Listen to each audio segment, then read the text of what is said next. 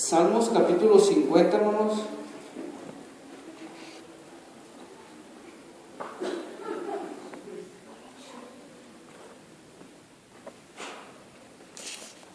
Yo no sé si ustedes pueden percibir, hermanos, si ustedes pueden alcanzar a ver lo que Dios está haciendo en nuestros jóvenes.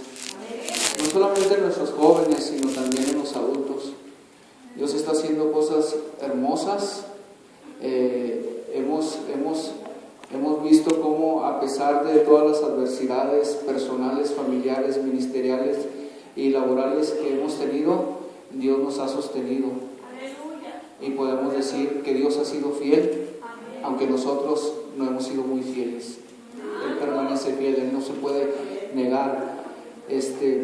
Entonces vamos a estar leyendo la Escritura, y el tema de hoy continuamos con los atributos de Dios, hermanos. Se llama la supremacía de la palabra de Dios.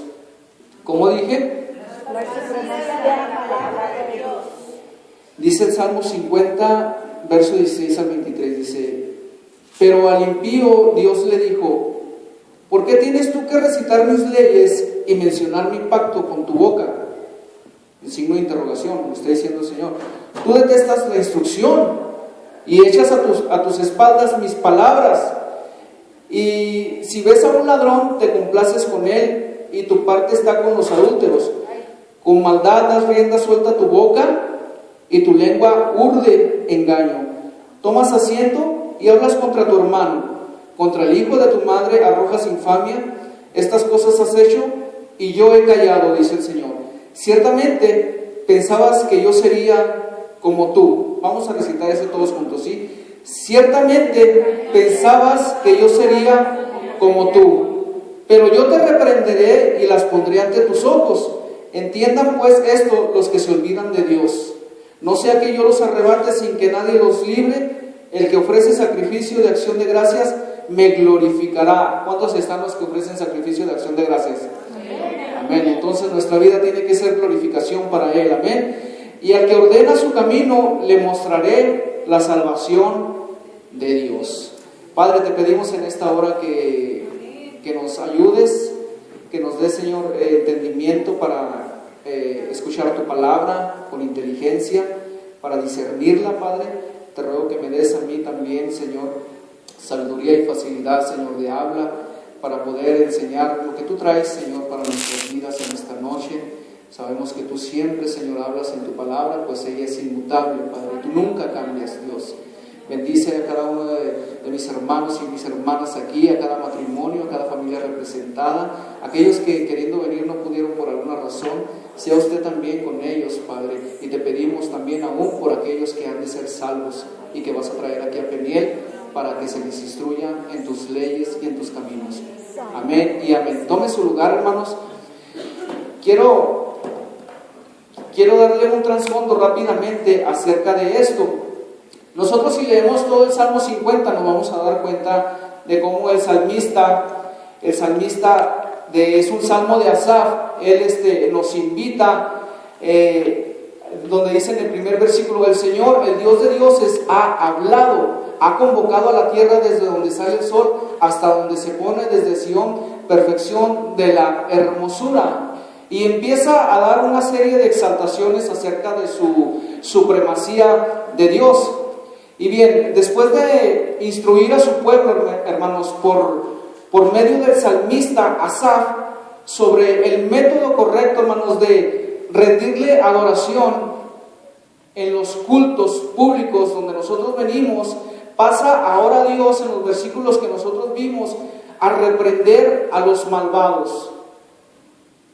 Número 1, el cargo que les imputa les acusa de usurpar las funciones y los privilegios de la religión. ¿Cuántos se acuerdan de Elí? A ver, ¿alguien me puede decir así brevemente, sintetizarme algo respecto de las fallas que tuvo Elí? Taparle a sus hijos el pecado. Taparle a sus hijos el pecado. Alcahuetes, ¿verdad? ¿Quién más? Era sacerdote. Fíjese. Dios le dio muchas oportunidades. Dios le dio oportunidades oportunidades para que se arrepintiera, pero no se arrepintió. Él siguió, se le endureció su corazón y se le cauterizó su mente. Entonces, este es el cargo que les está imputando, hermanos, los privilegios y las funciones de estos sacerdotes, de estas personas que eran ministros del altar. En el contexto del versículo 16 dice: ¿qué tienes tú que hablar de mis leyes? Les dice a los sacerdotes: ¿qué tienes que hablar de mis leyes si mira cómo andan tus caminos? Les dice, es una reclamación que le está haciendo el Señor. Le dice al malvado: esto es un reto a los que aparentan, sígame con cuidado, ser piadosos, pero son en realidad prófanos. Profanan su palabra, poniendo cosas que dicen que Dios dijo, pero no dijo. Profanan su palabra para mostrar que no están debidamente calificados para declarar a otros la ley que ellos mismos ni siquiera cumplen. ¿Qué era la queja de Jesucristo con los escribas y los fariseos, hermanos? ¿No era lo mismo? Lo mismito. Esta es la hipocresía de la que el Señor acusaba a los escribas y fariseos, pero también tiene aplicación a todos los que profesan la piedad, es decir, a todos nosotros, hermanos. Esto también se aplica a nuestras vidas, pero que practican la iniquidad. O sea que tienen un doble discurso. Arriba de los púlpitos son unos y cuando bajan tienen otro discurso totalmente diferente. Y no está sustentado su testimonio. Por ahí dicen, habla más fuerte, y habla el predicador más fuerte y grita, ¿verdad? Y dice, no, habla más fuerte porque tus palabras no me dejan oír lo que tus hechos hacen. Porque cuando las palabras jalan, el testimonio arrastra. Así es como debe de ser. Entonces, esto tiene aplicación también para nosotros, especialmente, hermanos, cuando somos ministros de Dios y predicadores del Evangelio. Dios está al tanto de todo esto y vamos a ver su supremacía. Les acusa de transgredir las leyes y preceptos de la religión judía.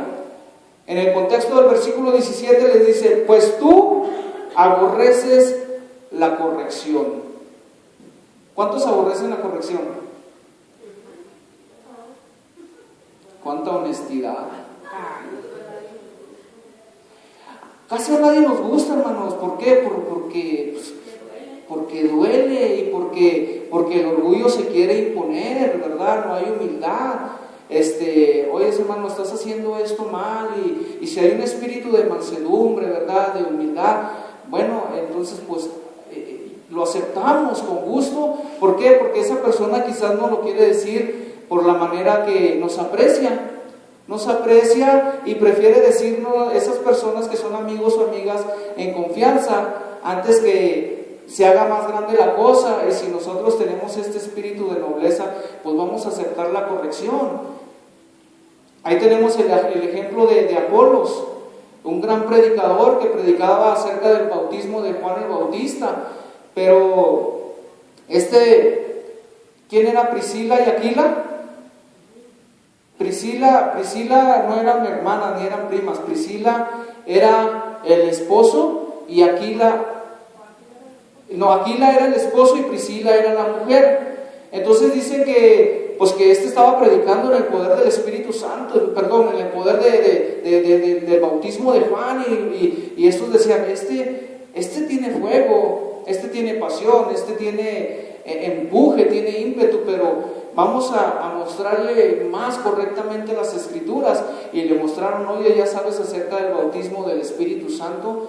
Y este hombre, no porque era un hombre instruido en la ley, era un gran erudito, no aceptó la corrección. Él fue humilde y la aceptó, hermanos, y la aceptó. Entonces, nosotros vemos, hermanos, que hay personas que les cae mal ser corregidos, no aceptan la corrección.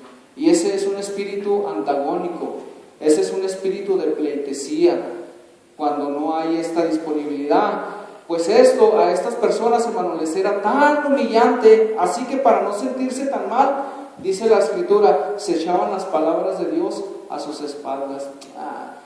La palabra dice una cosa, pero yo digo otra. Y dígame si no, en las conferencias Vemos estas cosas que se suben los predicadores y nada más traen la Biblia en las manos.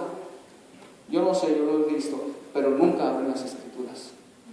Nunca abren las Escrituras. Y traen puras cosas que son totalmente de ellos. Y nada más vienen a fascinar y a entretener a la gente. Y hoy en la actualidad, hermanos, y casi en todas partes, se sostienen los más deshonrosos y degradantes conceptos acerca de la autoridad y del reino del Todopoderoso. ¿Por qué? Porque el hombre es bueno para formularse un Dios en su mente que realmente no es el Dios de las Escrituras. Para incontables de millares, incluso, hermanos, entre quienes profesamos ser cristianos, el Dios de las Escrituras nos es completamente desconocido para muchos. Ahí vemos personas que dicen, ya ve que dice la Biblia, ayúdate que yo te ayudaré. ¿A cuántos no ha oído de esos?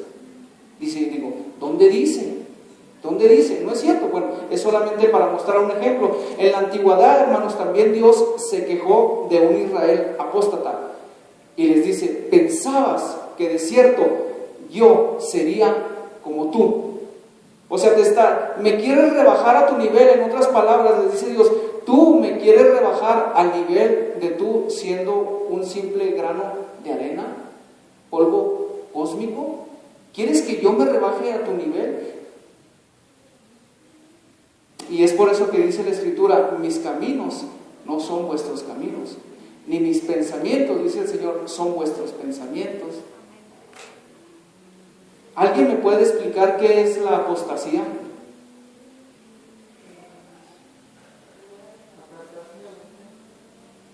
Apartarse de la fe, darle las espaldas a la fe. ¿Alguien más?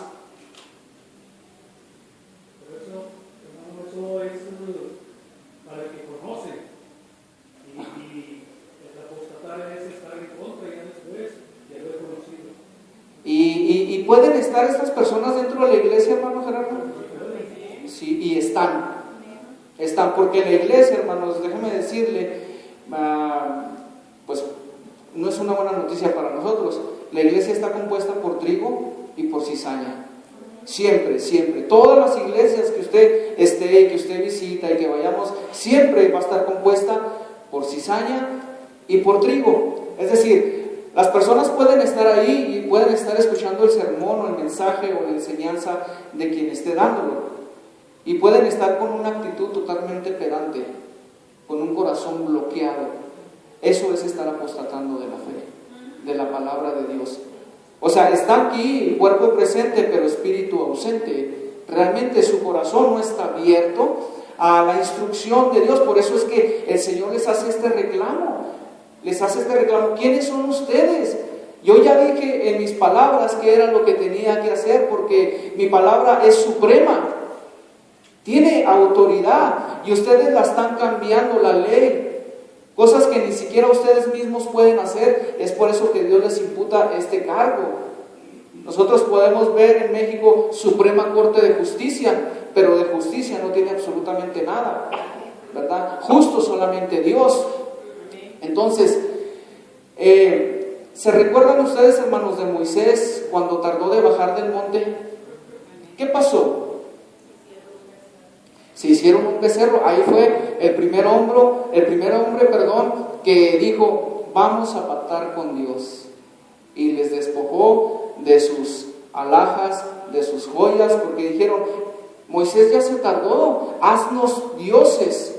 Entonces hizo un becerro. La fiesta que organizaron Aarón y los israelitas no es nada más que una muestra, hermanos, más del sincretismo. Ahorita yo ya no me puedo detener para explicarles qué es el sincretismo. Yo ya les he explicado y les he dicho qué es el sincretismo. Y si usted gusta, bueno, pues lléveselo a su casa y estúdielo. Pero simplemente así para decirlo rápidamente, es algo que le agrada al ser humano. Es decir, Dios más, para sentir bonito. O sea, este es Dios, pero yo le voy a añadir esto. Este es el sincretismo. Es decir, como los judíos, Dios más la circuncisión. No, en Cristo, Colosenses 2:10 dice, estamos todos completos, ya, no necesitamos nada más para ser felices, para tener paz, para tener armonía en nuestros corazones y para poder ser edificados en la fe y confirmados. Entonces a ellos les gusta todo este tipo de cosas que Dios no responde a sus caprichos, otros dioses hechos por ellos y que los pueden manipular. Esto, hermanos, no es nada más que una actitud totalmente religiosa disfrazada de verdad. Una actitud religiosa disfrazada de verdad que Dios siempre, hermanos, la rechazará. Siempre, enfáticamente rechazará esta actitud. A través de toda la Biblia nosotros podemos ver que la enseñanza es que Dios desea ¿qué? Fidelidad. ¿80%? ¿90%? ¿Cuánto? 100. Absoluta, sin compartir esa fidelidad con nadie. Le dijo: oye, oh Israel, Jehová tu Dios uno es. Oye Israel, Jehová tu Dios uno es. Así es que Dios, hermanos, no comparte con nadie su gloria ni su fidelidad. ¿Por qué? Porque Él es supremo. Él es supremo, simplemente por eso, hermano. O sea, nosotros no podemos ponernos a cuestionar a Dios. Por ejemplo, no sé si ya han visto los eventos, los conciertos que está haciendo Cash Luna en su iglesia. Igualito que Pastilla Digital, que los eventos que hacen en los grandes auditorios donde hay luces, humo y sonido y un gran espíritu de libertinaje y desenfreno. Usan la libertad como para ocasión de la carne. Ahí está, hermanos, en los videos. Fíjese, y no tienen nada de diferencia, hermanos, a los eventos que hace el mundo. Nada de diferencia hay en estos eventos y conciertos que hacen los pastores, los líderes de la iglesia. La Biblia dice que Él mismo constituyó a unos que apóstoles, profetas, maestros, pastores y evangelistas a fin de perfeccionar la obra de los santos. Pero parece que Dios hubiera dicho: Él mismo constituyó a unos organizadores, a otros administradores en mercadotecnia, a otros etcétera, etcétera, etcétera. Y están cambiando todo eso. ¿Para qué? Para que la gente se sienta bien. Pues que se motiven los chavos, hombre. Si se quieren motivar, pues que se vayan a motivar al mundo, pero la iglesia no es para eso. Al menos Jesús no vino a morir en la cruz para poder tener a la gente entretenida y con una sonrisa de oreja a oreja. No, hermanos, no. Esto no debe de ser así, sin embargo, está sucediendo así. ¿Por qué es que Dios nos quiere decir esto? Bueno, porque nos quiere percibir. Porque de repente, mira, mamá, este video, aquí sí hay poder de Dios, aquí sí hay fuego, así debería de ser ahí en la iglesia, que apaguen las luces y pongan rojo, azul, verde y amarillo, y una cámara de humo, pues para que se sienta chido el joven. Pero no, ahí nomás nos quieren tener con las manos para arriba y que adore y que cierre sus ojos y que abra su boca y, o sea, digo, muchas veces piensan que queremos manipular a la gente, hermanos, pero no, es para que nos podamos rendir al señorío de Cristo. Amén. Hay mucha gente que batalla tanto, hermanos, en meterse en la presencia de Dios. ¿Por qué? Por el simple hecho, sí, hermano. No, yo platiqué con un joven, está en una iglesia bautista, y platicábamos en cuanto a eso de las predicaciones. No se ha enojado el diablo, estaba mal acomodado, ¿eh? Sí, hermano. De todo ese show que hace ya en las iglesias. Entonces siempre decía que es que a hoy, en estos días, no hay cómo llamar la atención, y más de la juventud.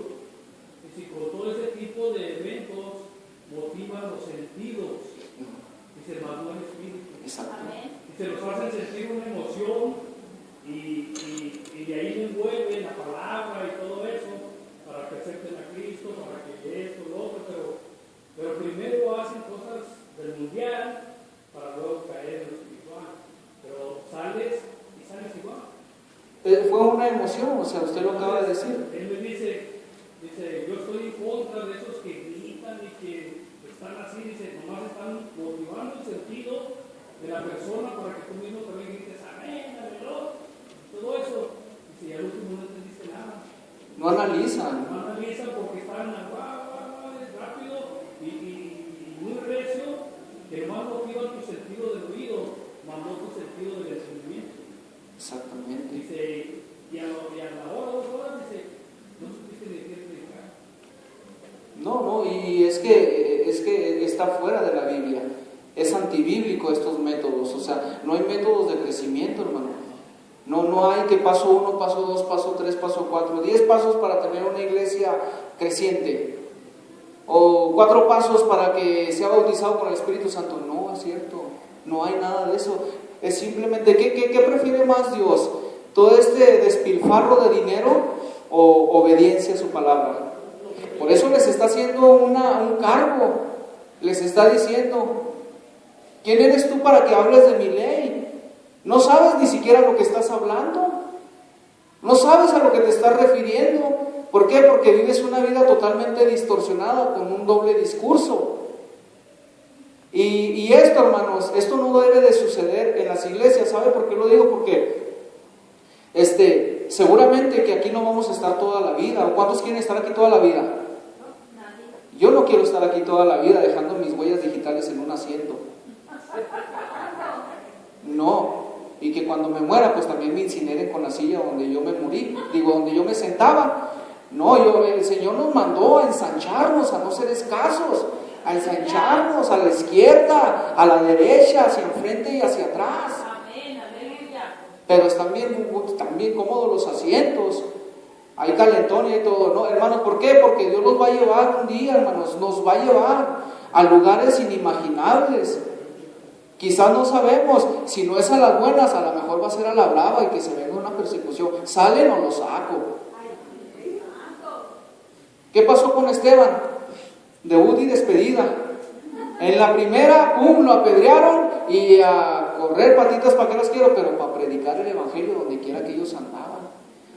Y a veces como que uno le pide al Señor, ¿verdad? Como que se venga una persecución ahí, nada más leve. Pero no, porque luego me empiezan a ver feo. Yo también los puedo ver feo. Pero, hermanos, se los digo porque Dios nos va a llevar a otros lugares, seguramente. Y esta generación que estuvo aquí enfrente, esta generación va a salir. Porque, ¿qué esperamos de ellos? ¿Qué esperamos de ellos, hermana María?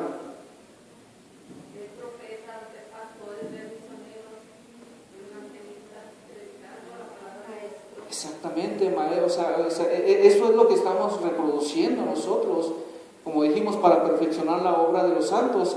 Entonces, la iglesia, hermanos, debe de ser columna y baluarte de la verdad, no centro de espectáculos y de entretenimiento. Vamos a 1 de Timoteo 3:15 para ver lo que le dijo el apóstol Pablo a Timoteo, a su amado Timoteo, el que agrada a Dios. Esto es lo que quiere decir Timoteo. Dice el apóstol Pablo, para que si me tardo, sepas cómo te conviene conducirte en la casa de Dios. Que no seas un improvisado, Timoteo. Que no te la saques de la manga. Porque es la iglesia del Dios vivo, columna y fundamento de la verdad. La iglesia es para predicar la verdad. Pero hoy a la verdad, ¿sabe cómo le dicen? Piedras. Así le dicen a la verdad. Piedras.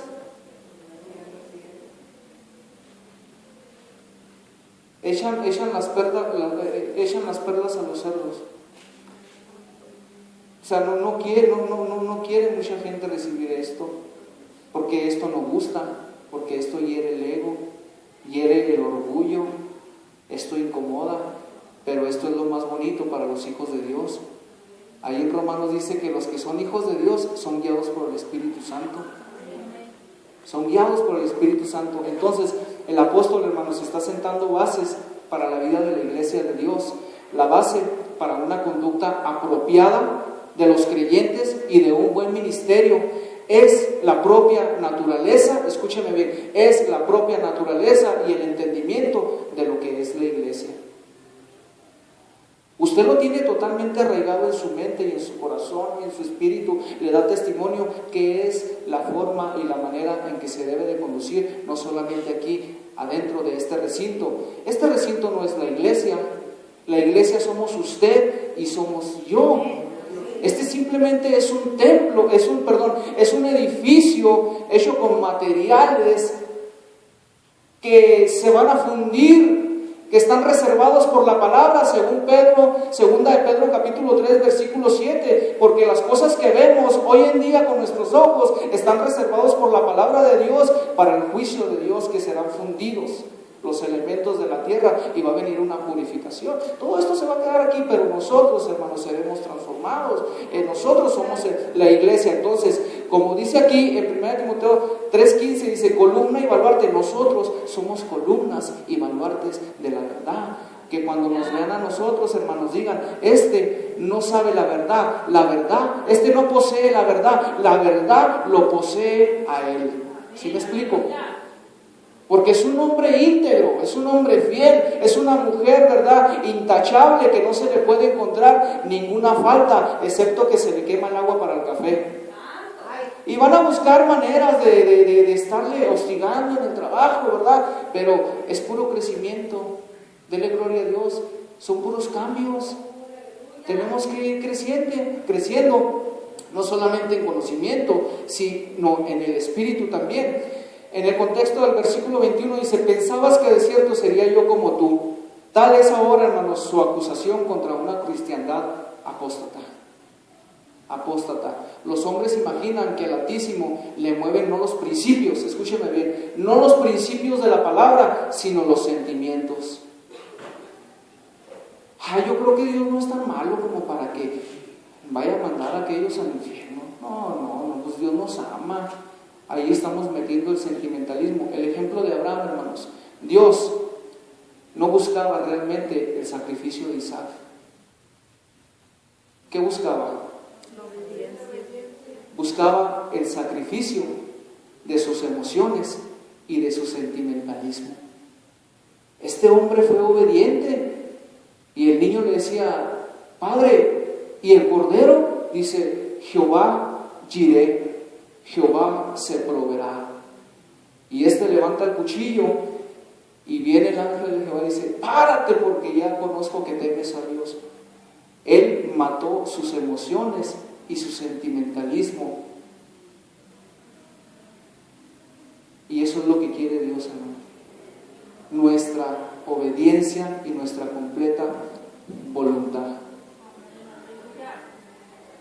Yo tenía opciones con mi esposa, pero nos dimos cuenta y el Señor nos dijo, tus opciones ya son basura, ya no tienes opciones. Desde que tú dijiste que me ibas a servir, tus opciones ya no cuentan para mí. O es todo o es nada. Caliente o frío, pero no tibio. Mi esposa me hizo una pregunta y me dijo, viendo las leyes aquí de Estados Unidos, me dijo, ¿qué harías tú si tu hijo te dijera que es gay?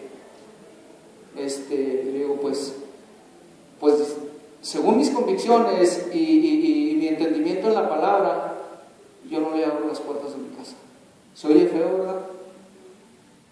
¿Verdad que sí? Qué mal papá. Pero es que yo no le enseñé eso. Mijo, usted aprendió, porque son costumbres que se aprenden, hermanos. Yo no le enseñé eso, yo siempre le enseñé los caminos de Dios. Usted quiso aprender eso y usted lo enseñó allá afuera. Así es que siempre va a ser mi hijo. Siempre. Pero aquí yo no lo voy a aceptar. Así es que no puedo decir que Dios lo bendiga, que Dios tenga misericordia de usted, para que un día se arrepienta. Porque si yo pongo por de enfrente mis sentimientos, pero es mi hijo, Dios también, no, es que Dios es tan enfático y tan específico, por eso Él es supremo, que no se puede discutir con Dios. Su palabra no está en tela de duda. O sea que no son dos líneas de que Él me dice y yo le digo, no, es solamente de allá para acá. De allá para acá. Es una sola línea, hermanos, no hay dos líneas. Una vez también me hizo la pregunta y me dijo, ¿qué harías tú, Si vinieran y te dijeran, vamos a matar a tu mamá, si niegas a Cristo, perdón. Me dijo, ¿qué harías tú? Bueno, yo ya le hablé de Cristo, ya se le predicó, yo no voy a negar a Cristo, que la mate. Qué duro se oye, ¿verdad? Y es que, ¿sabe qué? Muchos me están viendo feo porque estamos viviendo en los sentidos, como dijo el hermano. O sea, nosotros nos vamos en el sentimiento, por los 5 sentidos, el sentido de la vista, del oído, del olfato, del tacto y del gusto. Pero Dios no nos está diciendo que nos guiemos en los sentidos, sino que nos guiemos en la obediencia y en la fe. Qué lejos, hermanos, estamos de parecernos a los reformadores y a los primeros cristianos del libro de los Hechos. A mí me da pena, hermanos, de veras. A mí me da pena ver cómo es que estos hombres morían como antorchas, como teas humanas en los deportes que hacían los emperadores. Los encendían vivos y estos cantaban todavía de alegría. Un poquito más, un paso más y ya estaré con el Señor. Y nosotros apenas, si nos viene una tempestad y una gripa, y ya queremos tirar la toalla. Muchas veces venimos más a fuerzas que de ganas en ocasiones a la iglesia y no reconocemos quién es quien está en medio de esta congregación de santos. Entonces, estos hombres daban toda su vida, hermano, toda. ¿Por qué? Porque Dios es supremo y en su palabra ya lo dijo. A una de las iglesias de Apocalipsis le dijo, yo conozco tus obras y tu paciencia, pero tengo una cosa contra ti. Una. ¿Cuál? Has dejado tu primer amor. Has dejado tu primer amor. Estos predicadores, hermanos, tienen el descaro, los supuestos predicadores, son totalmente light de decirle a las personas que están ahí, ¿cuántos quieren recibir a Cristo? Levante su mano. Y no les dan seguimiento. Es que no es simplemente recibir a Cristo. No, es tener una comunión constante con Él a través del Espíritu Santo y tener conocimiento de su palabra para qué es lo que Dios quiere para mi vida, porque si no, no voy a estar en el mismo escalón y no voy a poder avanzar. Y dicen estos hombres, mire, si no le funciona, le regresamos su pecado. Yo no sé por qué se rieron, pero la verdad, hermanos, con respeto, o sea, lo están tratando a Cristo como un objeto, como un mercado, como un producto. O sea, ese no fue el sacrificio que hizo Cristo en la cruz del Calvario. Mira, compra estos 3 teléfonos Cricket y luego en 3 meses te vamos a dar un reembolso. Si no sirve, tiene garantía. O sea, Cristo no es un objeto, Cristo no es un producto, Cristo es Dios, Cristo es el Hijo de Dios. Es Emmanuel, Dios que con nosotros, príncipe de paz, admirable, consejero, Padre fuerte y eterno. Y lo tratan de esta manera, como si fuera, de cierto pensaste que yo era como tú. Estás bien equivocado.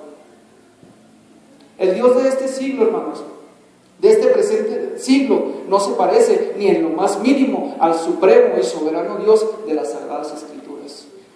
El Dios que la gente se formula en sus corazones y en sus mentes. Se parece como a la confusa y vacilante llama de una veladora a los rayos del sol del mediodía. Así se parece el hombre muchas veces delante de Dios. ¿Tocan? Pero no sé por qué. Sí, hermano. El ejemplo más palpable del objeto que estás explicando, de cómo muchas veces la gente cree que Jesucristo como tipo de negocio está cuando el mago, Dídimo. vio a los apóstoles haciendo los milagros y él quería comprar el poder. Entonces él pensaba que era un negocio. Entonces él decía, véndame ese poder para que yo pueda hacer lo que ustedes hacen. pues sin discernir que realmente era el poder de Jesucristo, el Espíritu de Dios sobre nosotros. Pero fíjese el amor que tuvo Pedro, ¿cómo le contestó? Perezca. Muérete, tu dinero y tú muéranse. Uy, qué fuerte. Qué fuerte fue el apóstol Pedro. Es por eso, hermanos, que somos tan vacilantes y tan titubeantes en el Señor, que nos desenfocamos, como dice la Escritura, puestos los ojos en Cristo Jesús, el autor y consumador de la fe. Entonces, el Dios de este siglo, hermanos, del cual suele hablarse desde el púlpito, el que se menciona en gran parte de la literatura religiosa actual, el que se predica en la mayoría de las llamadas conferencias bíblicas, no es nada más que una invención de la imaginación humana, una ficción del sentimentalismo sensiblero. Los idólatras que se encuentran fuera de la cristiandad, se elaboran dioses producto de sus propias mentes, que en realidad no es otra cosa que ateísmo. Que no hay otra alternativa posible sino creer, escuche, no hay otra alternativa posible sino creer en un Dios absolutamente supremo y que demanda totalmente nuestra obediencia y nuestra voluntad, o no creer en nadie, o no creer en Dios. O sea, no podemos estar entre azul y buenas noches. ¿Por qué? Porque Él es supremo y Él demanda todo, todo. ¿Cómo nos dio a su Hijo Jesucristo por nuestros pecados? Todo. Él murió y derramó hasta la última gota de sangre. Él se esperó a que su corazón se reventara de amor por usted y por mí. Y a veces nosotros estamos en la iglesia y luego ya se pasa 15 días y ya estamos así, enojados, volteando al reloj, no lo digo por ustedes, enfadados, pensando, ay, mañana me tengo que levantar temprano, ay, cómo no se calla este o este, bueno.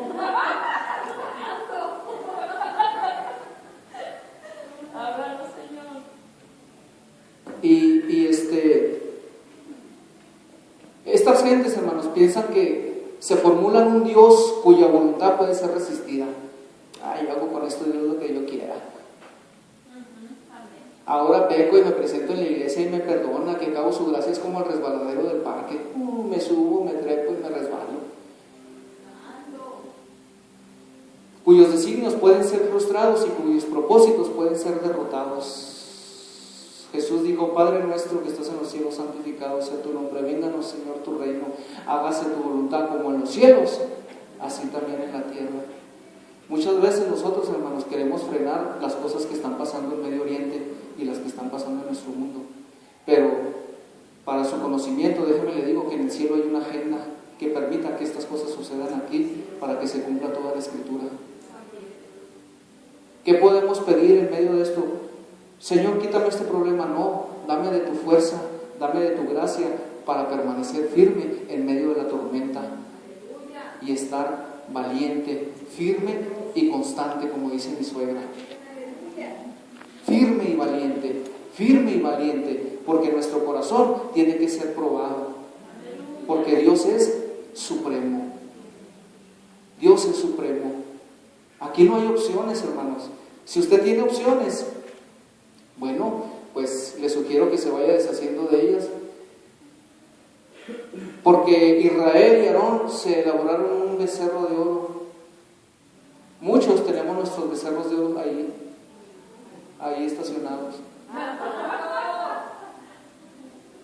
Adoramos más a las cosas materiales que ni a Dios.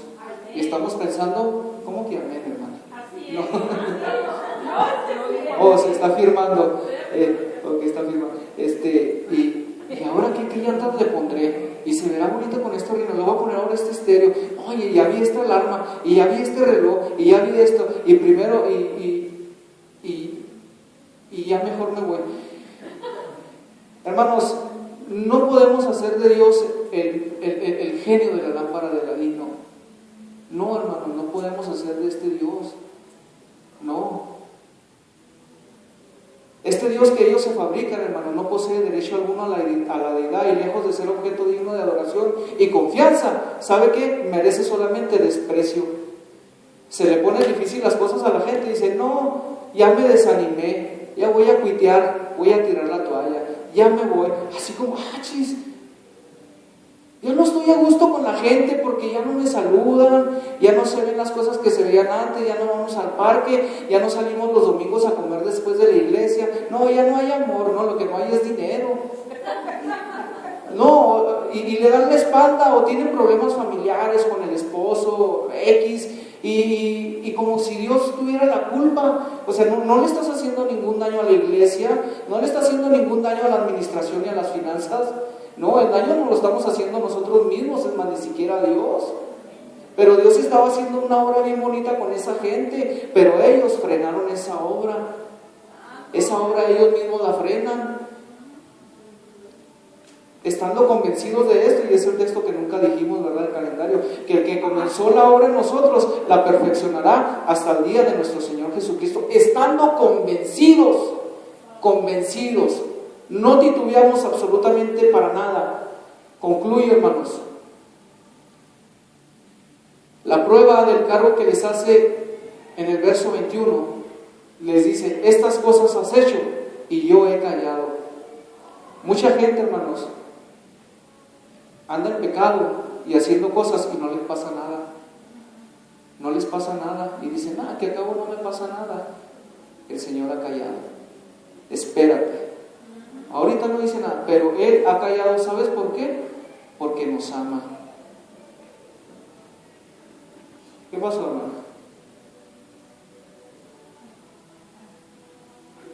Ya no vamos. Yo he callado. ¿Y sabes por qué? Porque tengo misericordia. A ver si un día te tientas tú mismo el corazón y te das cuenta a dónde vas a llegar a parar si no te arrepientes. Le dijo a Jeremías, con amor eterno te he amado, por tanto te he prolongado mi misericordia. Por eso mucha gente sigue aquí, y porque hay gente, hermanos, gente que es guerrera de oración. Las mujeres están intercediendo por esta gente que sigue en sus delitos y en sus pecados y piensan que Dios puede ser burlado y que se van a salir con la suya, pero Dios ha callado.